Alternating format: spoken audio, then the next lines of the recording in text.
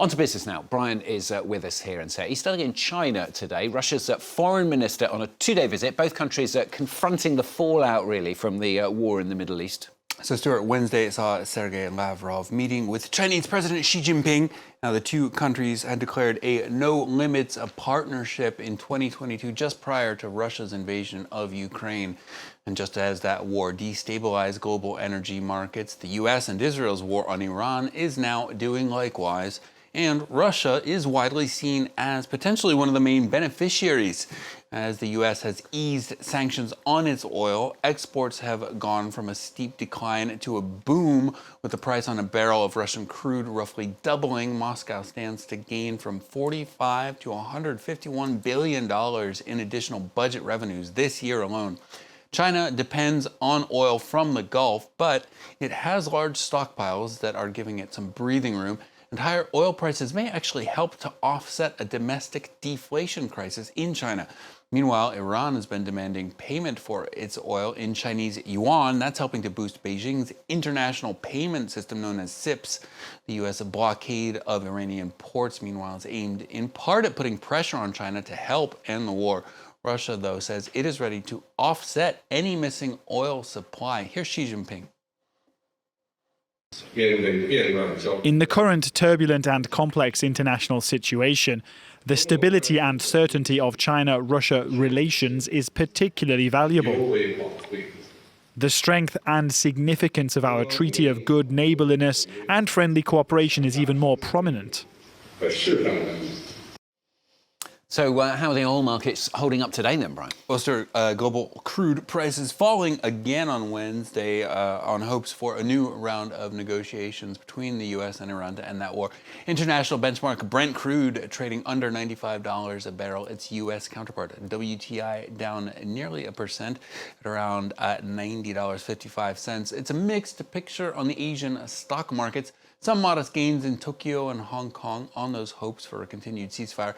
Shares in Samsung SDS are up some 16% as the Korean giant's IT services subsidiary announced an $820 million partnership with private equity firm KKR, the Kospi in Seoul, ending the day up more than 2%. Here in Europe, markets are opening fairly flat. Dutch chipmaker ASML is down slightly despite beating Q1 expectations and raising projections for the year overall. The luxury sector, meanwhile, suffering as Gucci reports a continued drop in its sales. French parent company Kering is down nearly 8% as the CAC 40 here in Paris opens in the red. And finally for business, the World Bank and the International Monetary Fund, they're holding their annual spring meetings under what you probably call it two clouds, is that right? Well, one of those clouds, Stuart, will call this ongoing energy crisis, threatening to tip the global economy into recession. The other would be U.S. pressure on them to abandon their goals of mitigating climate change. One of the key priorities for the World Bank and the IMF has been to form a new action plan, including financing for developing countries hardest hit by climate change. The current strategy is set to expire in June. Meanwhile, senior Trump administration officials are urging the institutions to change tack. Camille Corcoran reports. On the sidelines of the annual spring meetings of the World Bank and International Monetary Fund, the Trump administration continues its climate skepticism. U.S. Treasury Secretary Scott Bessent praised the global institutions for turning away from climate financing. I think that both of the institutions are working on getting back to their core missions. At the World Bank, they are starting to take more for energy abundance. The IMF's core mission is to further international monetary cooperation. For the World Bank, it's to end extreme poverty and boost shared prosperity on a livable planet. With climate change disproportionately affecting developing countries, the organisations have become key sources of financing to mitigate its worst effects.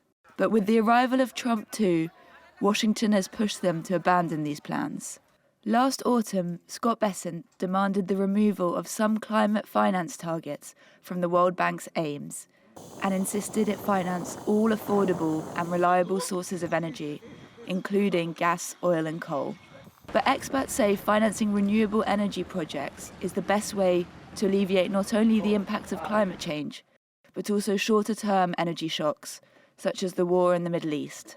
At the talks in Washington, leaders remain hopeful they can forge new climate plans despite pressures from the US. The spring meetings are due to run until Saturday.